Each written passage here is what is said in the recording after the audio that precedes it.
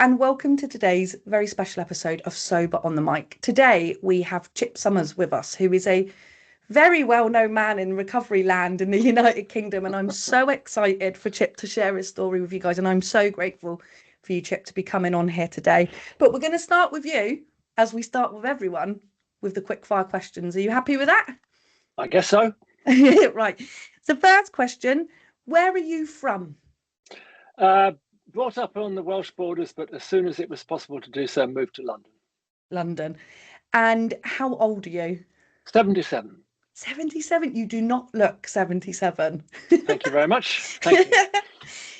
Are you a cat dog person or a dog person? Do you prefer cats or dogs? Cat dog person. No, I'm a cat person, I guess, yeah. I would probably, if my wife didn't have my wife, I'd probably rather, that sounds a bit off, but she doesn't like dogs. I like cats. Right. Yeah. Okay. How many cats have you got? One. Oh, well, only one. Oh, God, you can only have one cat. Otherwise, you run into danger of being mental. Yeah. Yeah. I've got 3 and they literally rule the roost of my house. You're pushing the envelope there a bit. Yeah. What one word would your friends use to describe you? Grateful. Grateful. Oh, that's a really, really lovely one. What daily habit do you do to keep yourself grounded? I don't do a lengthy. I read 2 meditations, and I sort of have a kind of moment of reflection. Probably takes about 10 minutes a day, depending on the reading. Which I'll do the reading, think about it, do another reading, think about it, and then I just sort of plan my day. Yeah, it's quiet time. Yeah. Does that set you up nicely for your day? Well, it sets me up nicely. Whether the day's going to be nice or not, that's not in my hands. Yeah. Do you have a quote or a mantra that you live by? Keep it simple. Keep it simple. That's a great one. Yeah. Who is your hero, Chip? A photographer called Cartier-Bresson. Oh, I've never heard of that person. I'm going to have to look that one up. You will not be disappointed. Oh, fantastic. I'll look that up. I'm learning so much from these podcasts. It's fantastic. What is a song that always lifts your mood? It's a French song called Comme d'habitude, and it's actually the original version of what the later became, thanks to Paul Anka writing the lyrics, My Way. But it's the original My Way was a French song called Comme d'habitude. Yeah. Oh, that's fantastic. Again, I didn't know that. I only know My Way of being like Frank Sinatra. Yeah. Yeah. Who would play you in the movie of your life? My son. Your son? Yeah. That's a great answer. And who would do the soundtrack? Eric Clapton. Eric Clapton, yeah, that's a really, really good answer.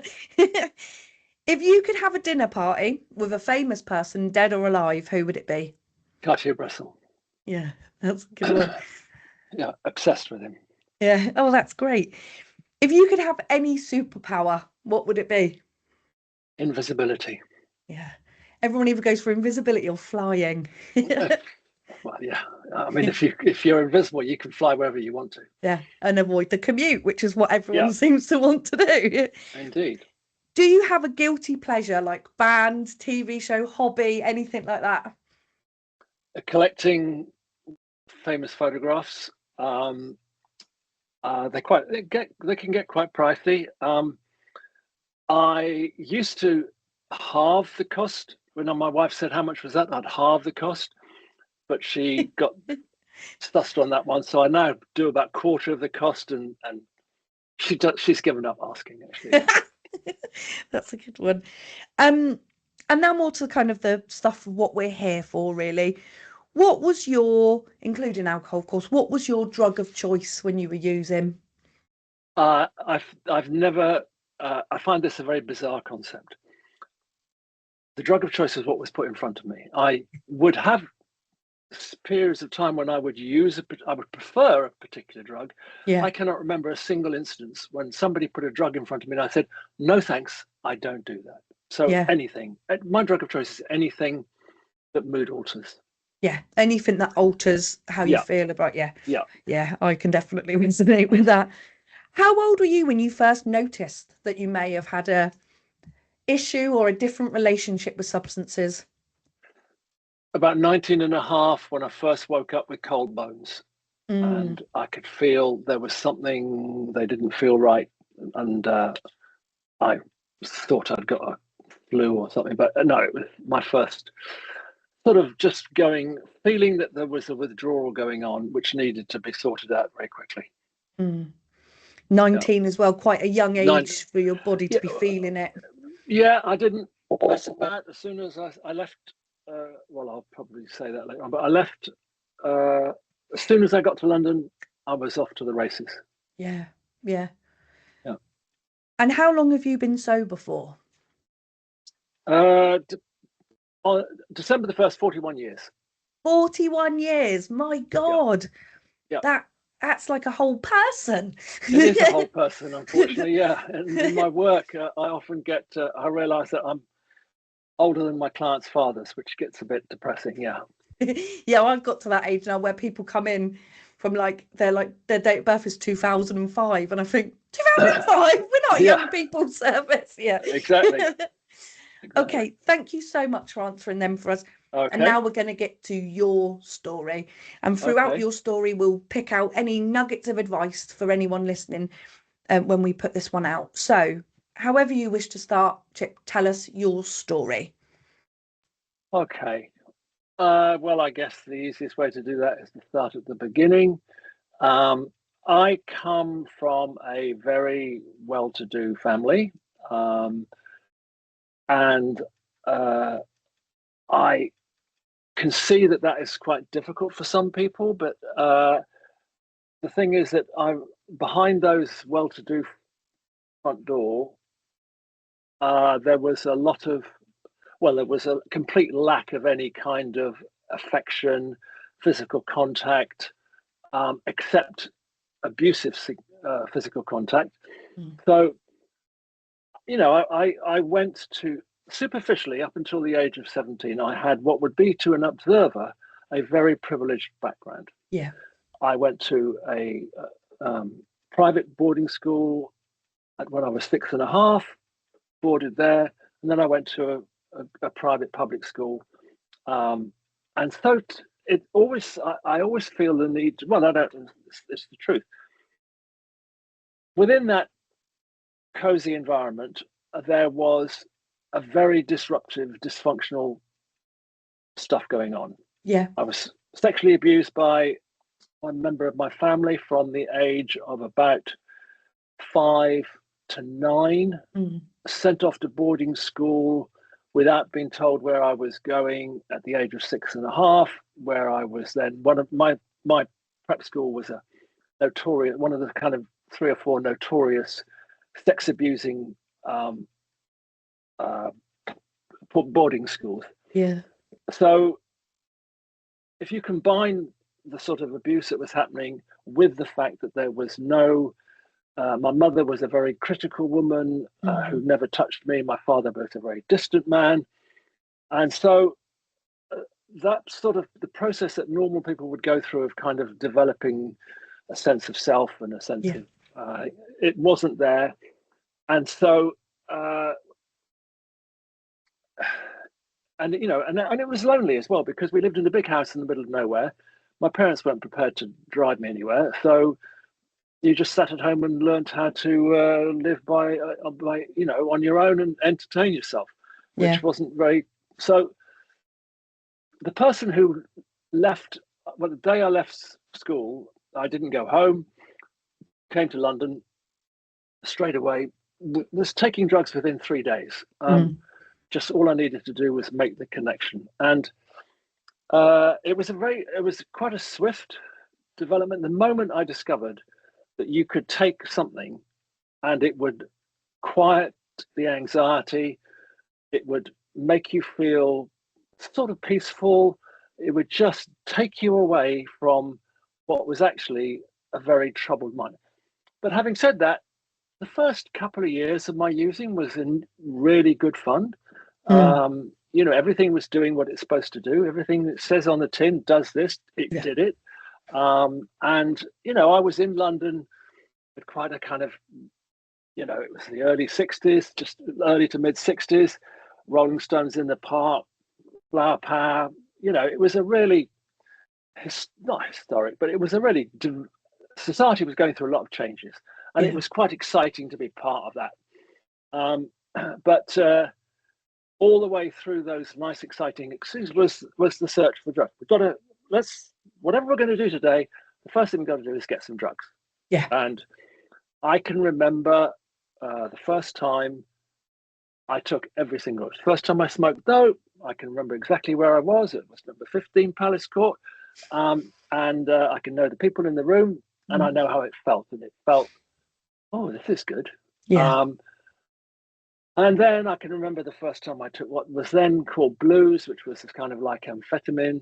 Oh, this is nice, and that was good. And then a bit later, but always, once I'd acquired that first taste, once you've done all the drugs and you've experienced the first taste of all of them, you're always then chasing that first taste again. Yeah. So I moved very quickly to intravenous drug use. That was quite difficult in those days. You didn't get given syringes and needles. You had to kind of reuse them over and over again. But you asked just earlier on about, when did I first know I had a problem? Was when I'd been. But you see, I can remember this. I can remember the first time I took speed. I can remember exactly who was in the room, where I was. I can remember the first time I took heroin, which was like, oh my God, this is the answer to life. This is Yeah. the golden key to. This is sorts of, actually probably not the first time, the second time. First time I was obviously sick, but it's quite a nice sick. It's not very discomfort. But the second time it just was like I have found the answer. So very quickly then I would go to not just the drugs, but there was a very tight community. Not They didn't look after each other, but there was a tight community of junkies. Really, that's what we called ourselves. We were Yeah. junkies. We didn't call ourselves problem substance misusers. We called Yeah. ourselves junkies. And weren't bothered by that name. I'd never have worried about the phrase junkie. That's what I was. I was a junkie. And we all went up to Piccadilly and scored and hustled and bustled and got enough money together every day. I would occasionally get a job, and I could probably, because of my back, I could present myself okay to get an initial interview. The moment I got into a job, I would be looking. What's the black here? What's the crack here? How can I get something here? Where's the till? Where's the petty cash? Where's the Yeah. opportunity to sell something? Where's this? I worked as a breakfast waiter in a fancy hotel, and I worked out that if you kind of had a friend, you could drop really lovely laundry, dressing gowns, silk dressing gowns, and things. You could wrap it all up in a big plastic bag. Nobody noticed you were walking around, and you could drop it from the 14th floor of the famous hotel, and your friend would pick it up at the bottom, and then you'd flog it. And I was always looking for that kind of opportunity. And the only purpose that I was doing that for was to get the money to get the drugs. And drugs were quite expensive then. Was heroin? It was about £90 a gram, and it's like that was a lot of money to get together. Yeah. And probably why I would often do speed as well, because speed was £10 a gram, so that was much better value for money. But I cannot remember a single day from say the age of, let's say 19. There were a couple of days before I was kind of ready, where I maybe didn't use, but not willingly. So my behavior very quickly descended into getting arrested, getting charged overnight. And I've got quite an extensive criminal record. And I operated entirely around a sort of area of London, West London, Notting Hill Gate, which wasn't what Notting Hill Gate is today. Yeah. Notting Hill Gate then was a slum, and it was very easy. The advantage of that was it was very easy to find places to squat in. You didn't have to get signed up for rent or anything. You could, um, and so I would just sort of, I became known as the person who would always take more than everybody else. Would try the drugs first. Would be the kind of person who tested drugs and stuff like that. And I enjoyed that persona. I liked the fact that people saw me as a bit wild and a bit wrong and a bit. Yeah. I loved that because I had been brought up in this very dysfunctional way, well educated, no problem there, but emotionally very, very dysfunctional and difficult. Yeah. Um, and I enjoyed the fact that I had a sort of reputation for being a bit of a wild one or whatever. Yeah. I liked that. It gave me a persona because I wasn't going to be a kind of successful banker or something like that. Well, I don't know what I was supposed to be doing, but so I very quickly, I suppose, as I said, as soon as I kind of started using intravenously, that immediately put you in a different league. That immediately at that time separated you out. There were people who used acid at the weekend or something, and but on the whole, the moment you started using drugs intravenously, that put you into a little group that Yeah. was at a party. There was always one room that was dark as hell. Yeah. That's where all the junkies were. And I was glad I had admission to that group. I was glad that I was able to go. I can remember the first time I went up to Piccadilly and somebody called me by my Christian name. I thought, fuck, I've arrived. This is it. Yeah. I'm in. I'm in. I'm in with this group of people who are quite fussy about who they let in, and I'm in. Yeah. And I so it was quite hardcore, really. The drugs were very strong. There was a lot of Persian drugs coming over from when the Shah died or got deposed. A lot of Persians and Iranians were bringing their wealth back in heroin, Yeah. and London was awash with really good quality heroin, good quality smoking dope. Everything was pretty good in those days. So not like where it is now, where it's all like 17% opiates in your heroin. Absolutely. Actually, this Yeah. was the proper stuff. Yeah, exactly. It would be looking very, very dark brown in the syringe. And everybody today doesn't realize how. Anyway, I don't want to get into that. Oh, well, in the good old days, but it was good gear, and I enjoyed it. And the advantage of those kind of drugs were that you were always going to you're always in a way going to be okay. You learned how to, or I learned, not you, I learned how to operate. I learned how to blag credit cards, which in those days they were a new thing. So you only had to break into the front door. There'd be postage there with blank credit cards, and all you had to do was get the name and address, sign it, and you could use it for about 2 days. Then you'd have to burn it, and off you go. But that kept me going for about 3 or 4 years. I think the credit card thing. I'd always been a thief. I'd always been a thief right from my prep school days. I had always been a thief. I was always acquisitive. I knew how to get into my headmaster's petty cash box. I was able to do, so I'd always, theft did not have I wasn't racked with guilt about theft. I may later on have had issues with it, but while I was doing it, I had no problems at all. It's there. I need it. I'm going to take it. And that would apply to anything. Yeah. And as a result, I was getting picked up quite a bit. And, um, by the time I was 25, I think I had about 8 court appearances with a Mm. sentence. Nothing, but the thing is, I was always able to call upon my background, my public school background, and the judges, and I'd sort of play that, oh, well, Your Honor, I got led astray by people, and, because they were had from the same background, they kind of bought, I stayed out of prison for a long time Yeah. based on the fact that I would blag my history as being, oh God, I'm so sorry,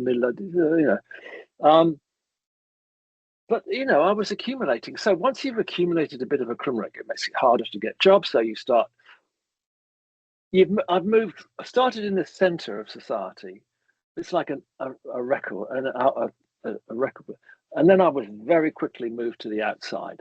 Yeah. And I was, I see myself nowadays on the street. I see myself, and I can spot myself from 200 yards. Yeah. The people who are junkies. I mean, people may find that phrase offensive, but that's what I'm familiar with. I don't care if somebody calls me a junkie. If they call me a recovering junkie, I don't care, because that's what we were. We were junkies, Mm. and there weren't many of us. There were registered addicts in 1970. There were about 1,500 in the country, Oh, and we wow. all, yeah, it wasn't. It was like a niche market. It was Mm. very, and most of us got our methadone from St Mary's, the DDU at St Mary's with Dr. Dasgupta, and any old school, if they're still alive, I doubt they are, but any old school addict would know that, um, that was where you got your methadone, and you got your methadone. Um, they would titrate you by um, getting you to come in the morning and put you in a room and just observe you and see how you. And depending on how bad your withdrawals were, that was how much methadone they gave you. Right, so it's So determined by the how you were rattling yeah, fundamentally. yeah, Yeah. exactly, yeah, yeah.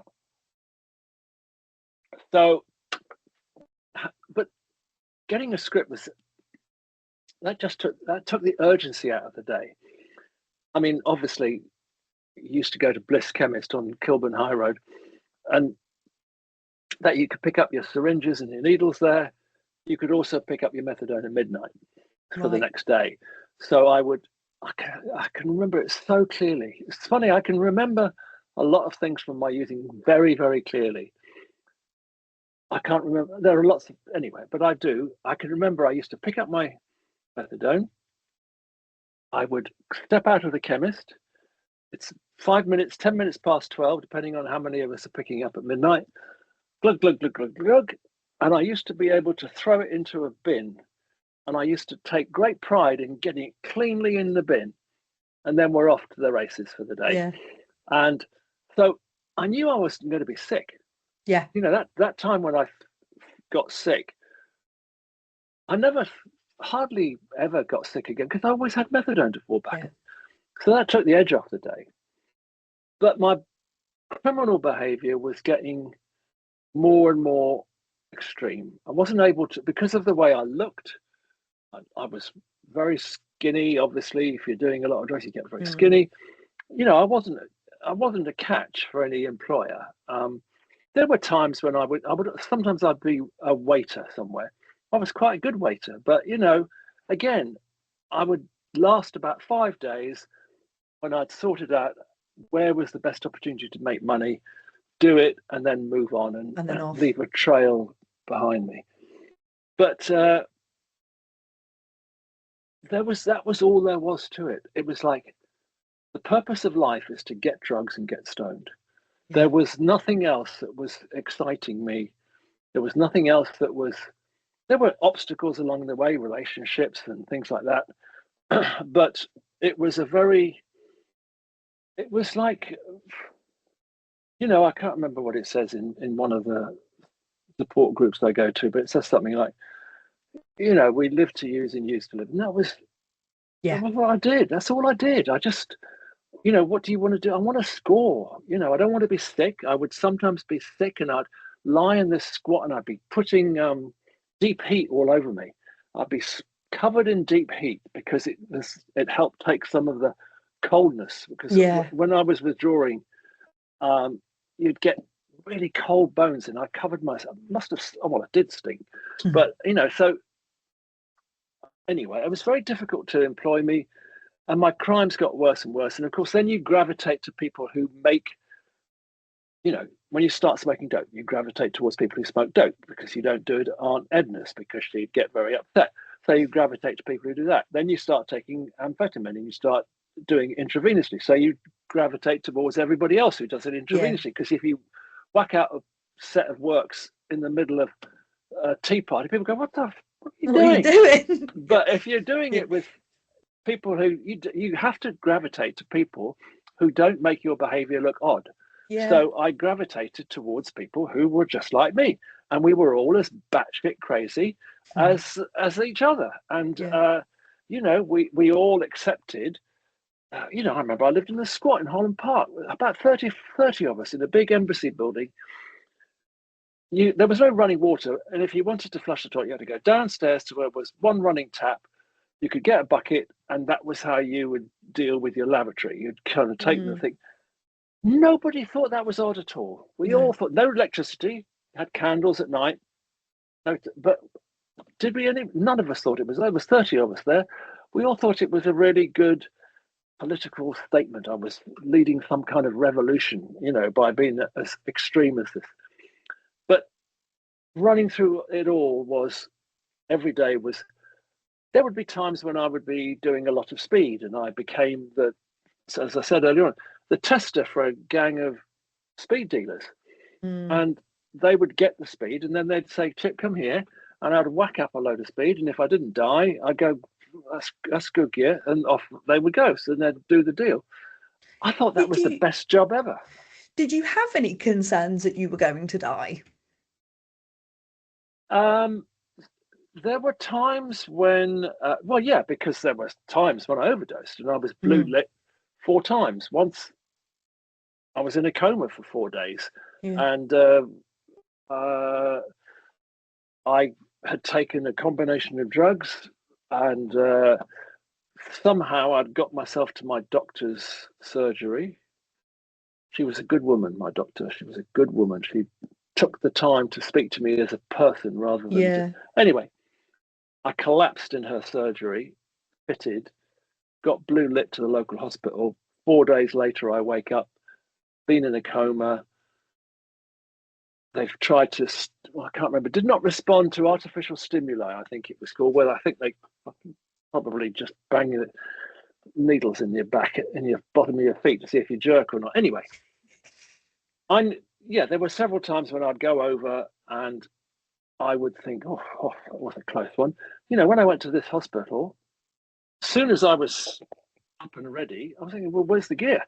Yeah. They weren't giving me gear. I'd missed my methadone pickup, so I just discharged myself. Yeah. But I didn't discharge myself with a great deal of concern. I discharged myself with a story. And I had this dramatic story to tell. So I could go to my friends, my acquaintances, whatever we want to call them, and I could say, look, I've just had this. I've just got blue lit to the ambulance again. Blah, blah, blah, blah. And can I have a little bit of extra gear just because I've not had any for 3 days? And it was a pretty, at the time it felt kind of adventurous. There was definitely a point where I thought, this is how you're going to end up. This is what, and because a lot of people died. A lot of people died. Subway 4, Piccadilly, a lot of people died. People don't know what you're talking about nowadays when you say Subway 4 Piccadilly, but I know exactly what you're talking about. It was the only place where there was public toilets. People went in there and they overdosed. People died of overdoses a lot. Yeah. And it was nothing to go round to somebody's flat and for them to have a dead body. So I had a dead body in my squat. You don't. So that was how I thought it was going to be. Hooked up with some people, and the person I was with became pregnant. Probably the only sensible thing I ever said in my life. I don't think I'm ready to look after a child, but she said, well, we're having it anyway. So my daughter was born, not a game changer for me, a bit of an inconvenience, a bit of a nuisance. Didn't feel this enormous sense of responsibility.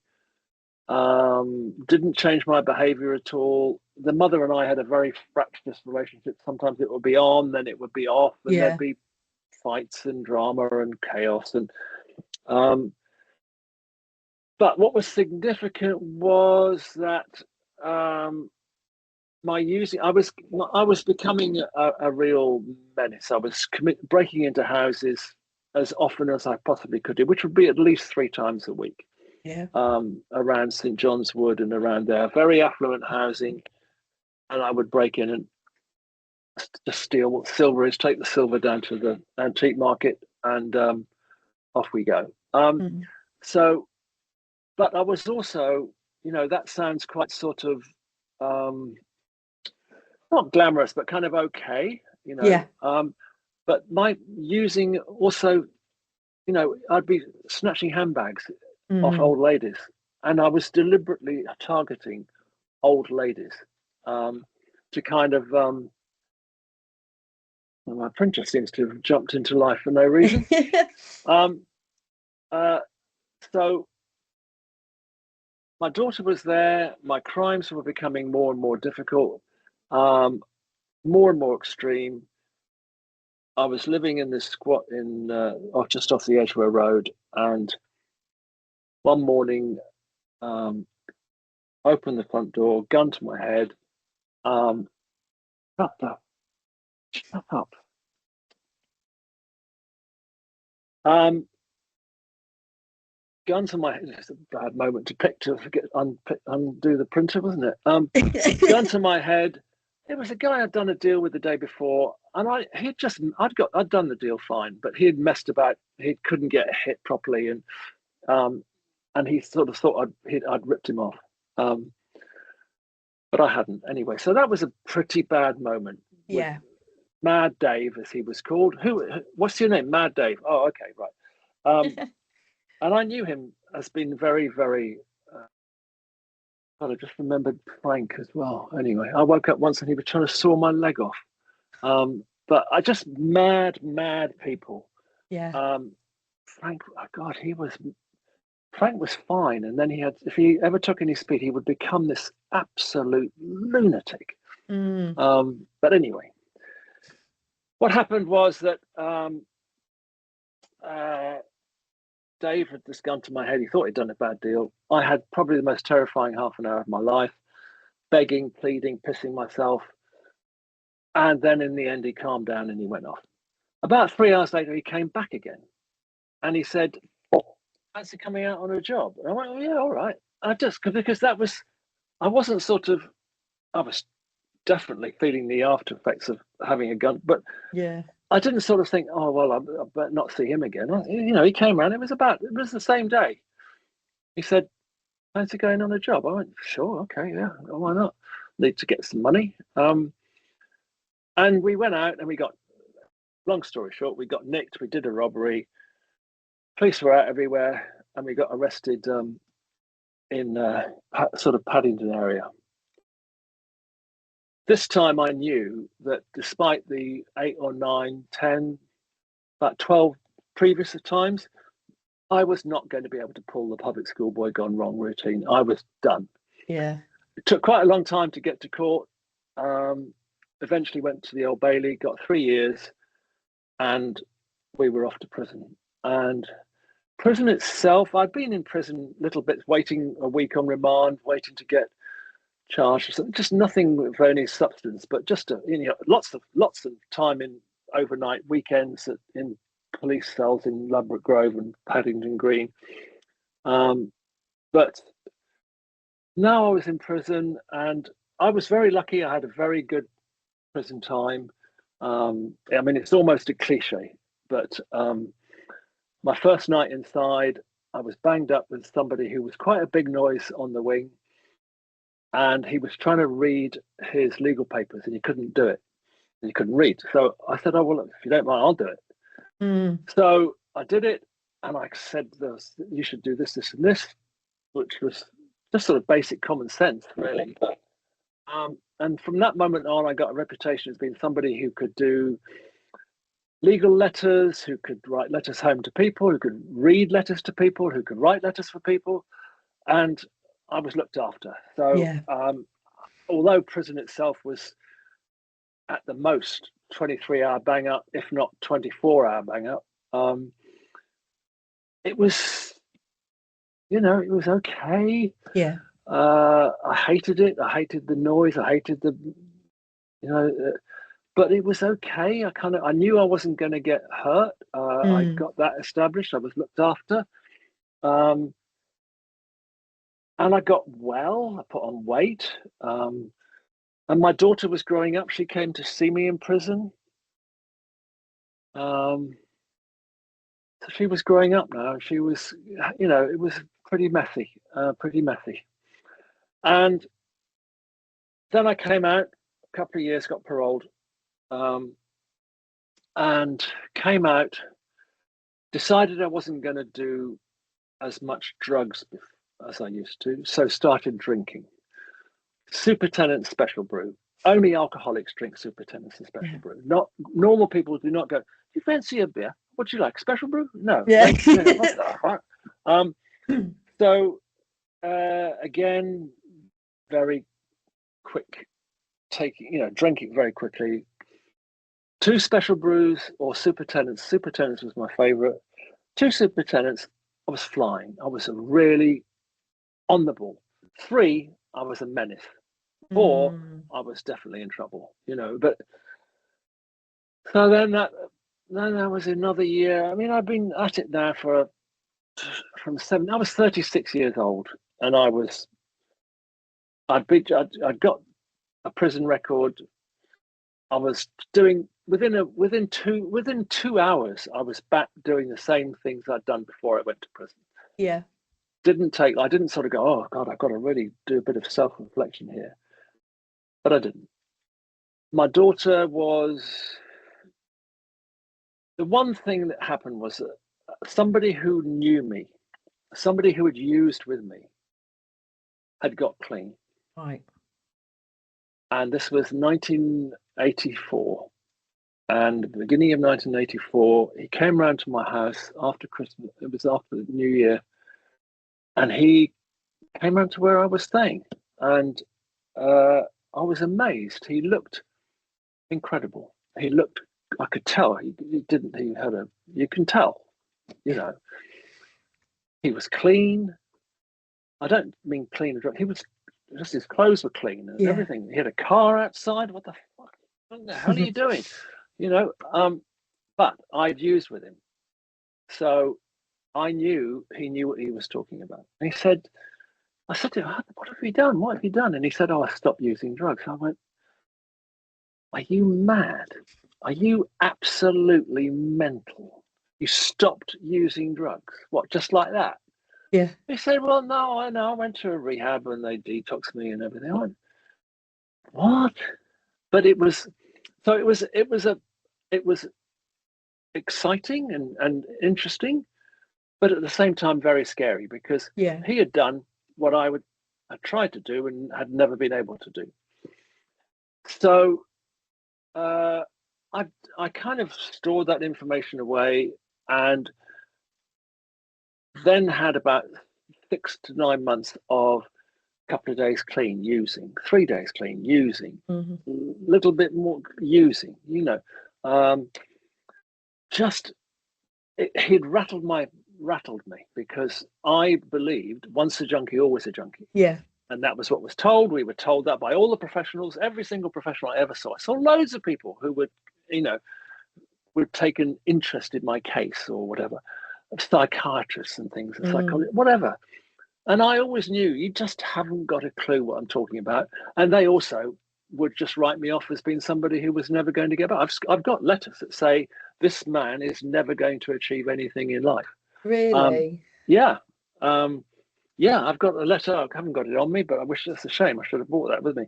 But it basically says this man is a chronic drug addict, drug dependent, and will remain so for the rest of his life.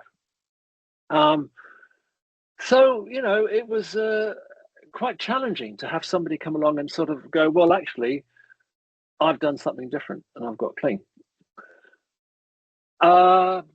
So I rang up this rehab. There were only two in the country at the time. And I said, can I get in? And they said, if you ring up every day for 3 weeks, we'll let you in. Oh, God, I mean, those were the days when you could get help. Yep. So I rang up. Amazingly, I rang up every day because I said, if you don't ring up, you go back to the queue again. So I rang up every day. And then one night, December the 1st, 1984, I found myself middle of the winter, dark, being picked up by this very strange man, taken to rehab, and given an appalling detox. I mean, now that I know what I know how bad my detox was. But there were 3 or 4 of us going through the same thing, and we would all get up in the middle of the night because we couldn't sleep, go downstairs to the big open fire and just sit and talk. And for the first time in my life, I heard authentic conversations. I heard people talking about how they felt and about the damage of their life and about the dysfunction of their life. And I was going, what? Oh my God, there is somebody else here who has been sexually abused, not just by a member of the family, but by people at schools. I thought, that's been my secret. I've kept that secret all my life. I've never told anybody that. And then one day in group, I opened up and told people about it. And I did it very inappropriately. I kind of made a joke of it, and the therapist pulled me up for that. But basically, I was offloading all this trauma that I'd just completely discounted. The fact that I'd had this childhood of dysfunctional childhood, let's throw in some sexual abuse as well, complete abandonment issues, family issues, lots and lots of trauma, very bad beatings from the Hells Angels, just sort of, dead people, just a lot of things that, normal people become second overdoses, as I said, hospital overdoses, all that sort of thing. Prison, things that, it was a mess. It was a mess. Lots and lots of trauma to process, basically. And lots of trauma, which was the thing that took me by surprise, because I thought, I've got a drug problem. But then when I was in rehab, I realized, maybe there's a bit more to you than just a drug problem. Because I was absolutely identified by my drug use. There was nothing else. They didn't say, Chip's a really bad addict, but he's this fantastic entrepreneur as well. No, or he's this really great artist or so. No, he's got nothing other than the fact that he's a drug addict. And he's a drug addict. He's quite a good criminal. He's quite a good burglar, whatever you want to call it. But nothing. So I find that there are people there who have got, and they suggested I went to self-help groups. And at the time in London, there was only one every day, one a day in London. I came out of rehab. I felt really motivated. I had enjoyed group therapy. I had seen how people, I had paid attention during group therapy. I was in rehab for about 8 weeks, just 8.5 weeks. And I had become very good at group therapy, and I could see what was going on. And I said, on my last day, I said to this therapist who's died now, but I said, you know what, I really fancy that as a job. I fancy doing that. She said, yeah, you'll probably be, and she didn't shut me down. She didn't say, oh, shut up, don't miss it, which was great. She said, I think you'll be very good at it, but don't do it yet. Wait a year. Go away, lead a life. See you then. See at the end of a year what you want to do. So that's what I did. I went out and I went to self-help meetings, and there was such a beautiful energy of everybody helping each other, everybody looking after each other. As I said, there weren't that many of us in London, probably about 50, I should think. I wouldn't think more than that. but we really looked after each other. And a lot of those people from that original sort of blast of self-help meetings are still clean today. Yeah. And uh, it was it was okay. It was okay. I'd get up, go to. I mean, self-help meetings were starting to really pick up and become, what they are today. But at the time, they were, there were two meetings. I mean, there were two meetings a day. Um, and so I'd get up, I'd go to a lunchtime meeting, go for coffee afterwards, come back home, maybe have a kip or something. And then after about 3 months, I got bored of that. And so I started cleaning carpets, which was a bizarre experience because I was working for this guy in recovery. He had a carpet cleaning business. And instead of breaking into people's homes, I would arrive at these la-di-da homes with my carpet cleaning equipment and my friend, and they'd open the front door and they'd say, oh, and then they'd say, oh, look, I'm just popping out to do the shopping. Can you get on with it? It's like, you do know who I am. I didn't steal anything, but I had a good rummage around. Just I was nosy. I wasn't going to, but it was just a strange experience being invited into a home and like, here you go. I'm going to leave you here now. But the thing that was really important for me was that I met people. And I don't want to overplay the word, but I met people who had authentic conversation, Yeah. who told each other how they were feeling, what they had happened to them, what they had experienced, and and people understood. And for the first time in my life, I felt heard. I Yeah. felt you've heard when I talk about my child abuse or sex abuse, you don't just dismiss it out of hand. You listen to me. Yeah. When I talk about, the dysfunction, you listen to me. And my daughter was about 8 or 9, and I think she was quite instrumental in pushing me into getting clean and staying clean because I thought I need to pull myself together and get this. But she about 8, I think, something like that. And I don't know. I have. I did a year, and I thought, when I was in rehab, they told me, okay, you've got about four principal personality traits that you're going to have to work on, and that you're very impatient. Do you think? You're very impatient. Your feelings are easily hurt. You're terrified of abandonment, and there was one other, I think, as well. I can't remember what it is, but. And I thought, okay, thanks very much for that information. I'll have them knocked off in a year. Don't worry about that. And obviously, what I found is that I am still impatient. Do I want this particular photograph today, or would I like it delivered on next week? No, I want it now. You silly Yeah. idiot! Of course I want it now. With Amazon, of course I want it now. I don't want it, next.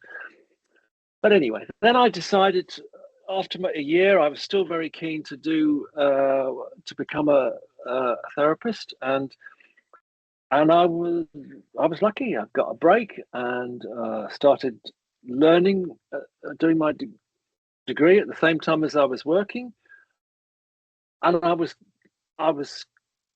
quite good at it. I was quite. Isn't it funny how you say something positive about yourself and it sort of sticks in your throat? But actually, Yeah. there is a truth to that. I was quite good at it, and I had a way with people, and I have done versions of that working in a 12-step treatment center.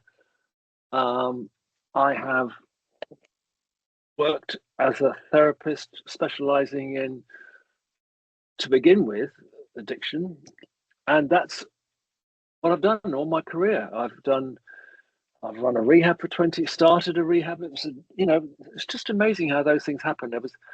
I'd been in a job, I'd worked for a company that I really don't like. I won't mention it by name, but it's a bloody disgrace. And I was out of work, and I think, what am I gonna? I can remember it clearly. I was with my sons. I had a son in recovery, And I was with his mother, and I think, I don't know what I'm going to do. I don't know what I'm going to do.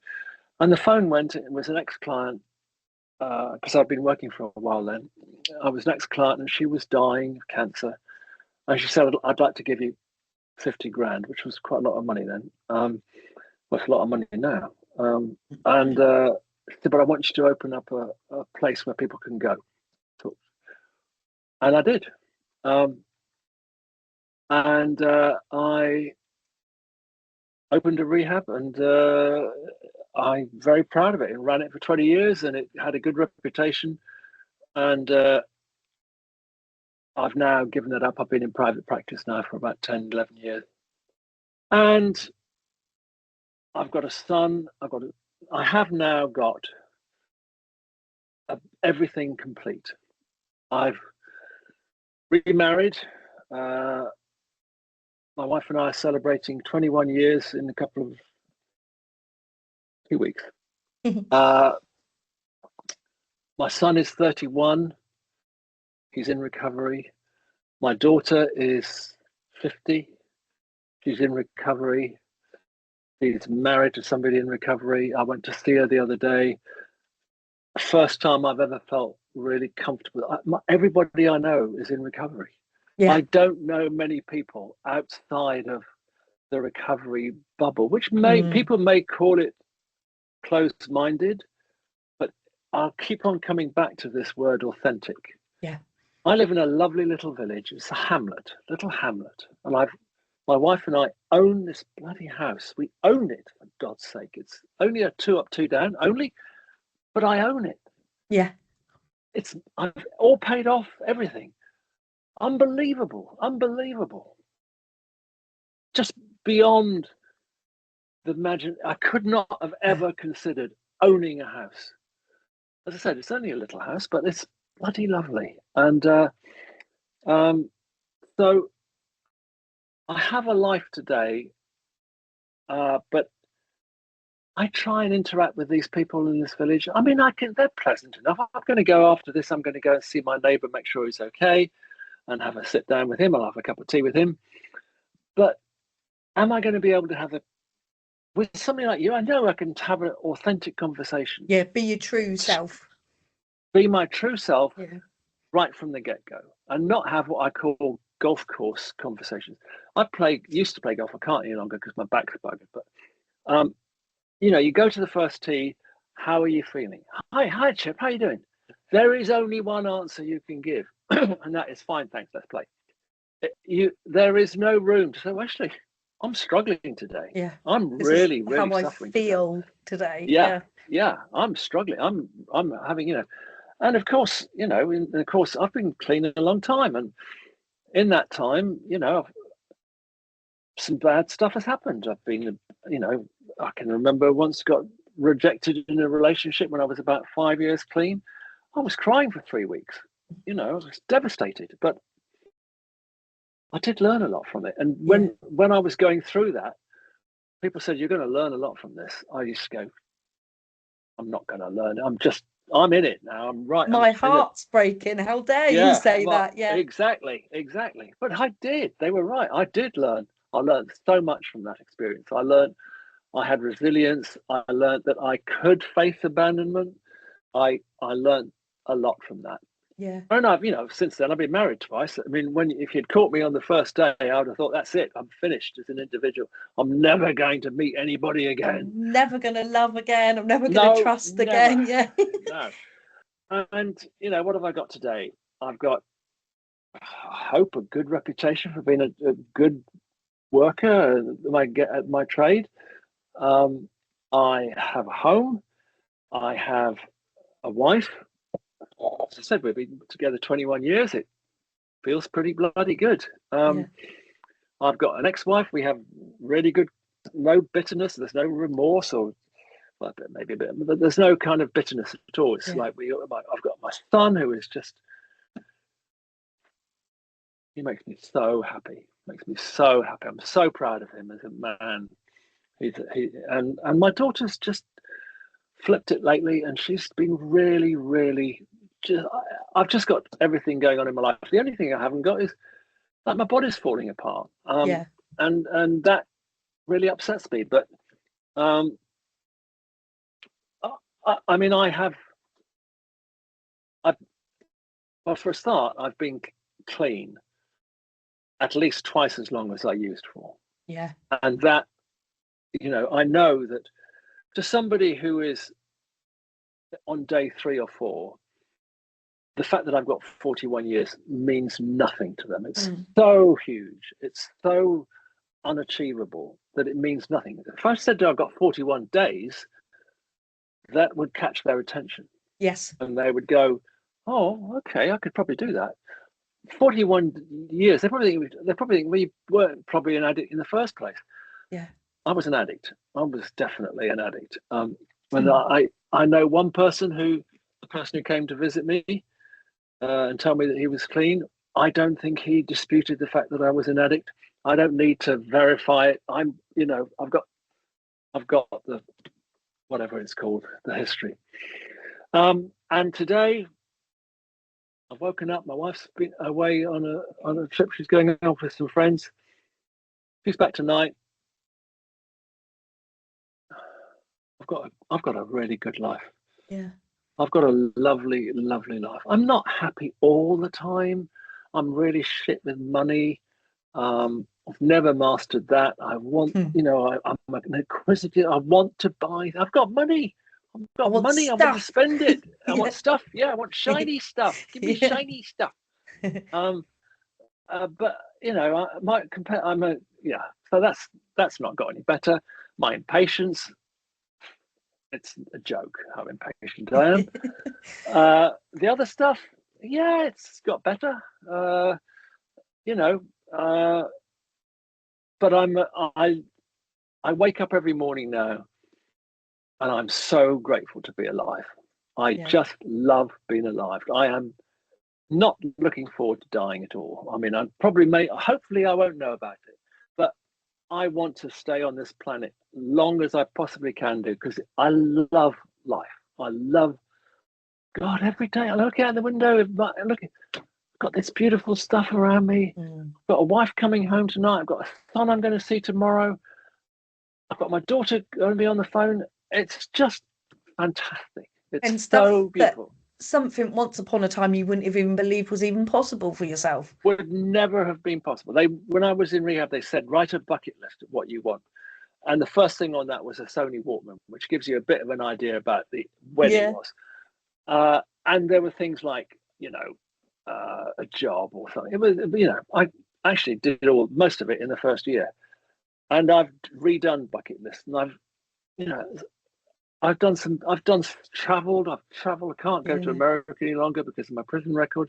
But I don't want to go there now anyway. But no. I've traveled all over. I've got my best friend lives in Sweden. I go and see him every year. I've got a good life. And I'm very, very grateful for it. Not bad for a man who was told he's an addict and will be for the rest of his life. Absolutely. Yeah, not bad at all. I'm really happy. Yeah. And I suppose for me, one of the biggest things I capture from yours is that feeling safe to talk to people, to talk about your emotions. If you can find that, and there's so much out there for people to do, if you find that, that's such a good place to go from, isn't it? Absolutely. You need to find your tribe. And my tribe is a bit odd because it's, you've got to have, they used to say, I qualify to be here. That was a phrase that used to be used around 12-step meetings. Say, my name's so I'm an addict and I qualify to be here. And I qualify to be here. And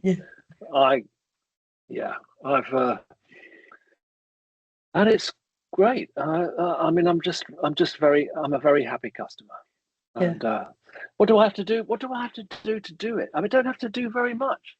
It's like I had to work all day long to get enough money. I had to steal all day long to get enough money to score some gear. Hard work for very poor results. What do I have to do today? As I said at the start, 10 minutes a day. Yeah. Just centering myself, being the best version of myself I can be. You know, I don't get it right every day. Sometimes I'm very childish and immature and childlike in my responses sometimes, but in principle, uh, I try and lead as good a life as I possibly can do, and I'm I'm very grateful for it. Yeah. I think that's such a misconception, isn't it, with recovery, that people think when you're in recovery, you've got to be perfect. Your character flaws and faults are still there. You're They just certainly are. managing them in a different way. You're doing life differently than just trying to push it all down to the ground, Yeah, aren't you? yeah. I like to hear people their Mm, flaws. It makes me feel more at home because yeah, I am flawed. I am over emotional, without doubt. I'm oversensitive, which is something my father threw at me in a very critical way. yeah. But in a way, he was right. I am oversensitive. There is a part of me that can get hurt very easily. Mm, Even a just sort of tonal quality of somebody. You know, I had a conversation with somebody that he wasn't in recovery or anything. I was talking to somebody, and out of the corner of my eye, I could see two people talking who I'd just spoken to. And you know, I'm sensitive enough to think, oh fuck, I hope they're not. I hope they're not talking about me. yeah. You know, that kind of what I call them the megalomaniac slug, where when we first get clean, we have no self-esteem at all. We think we're the biggest piece of shit there is. Mm, We have no qualities of or redeeming features at all.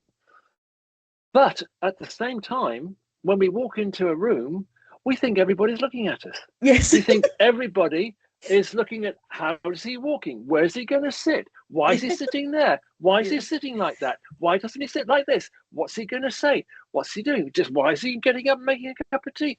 Yeah. And yet, so it's this kind of really peculiar dichotomy between having no self-esteem at all, but at the same time thinking we're so bloody important that the moment we walk into a room, everybody's going to stop what they're doing and go, "Oh my God, that's Chip. Okay, let's look at and see how he is."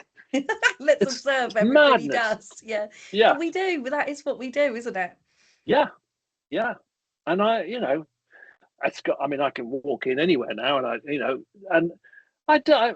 I do care what people think. I mean, I don't. I'm always a bit suspicious because I don't care at all what people say. I don't give a shit what people think of me.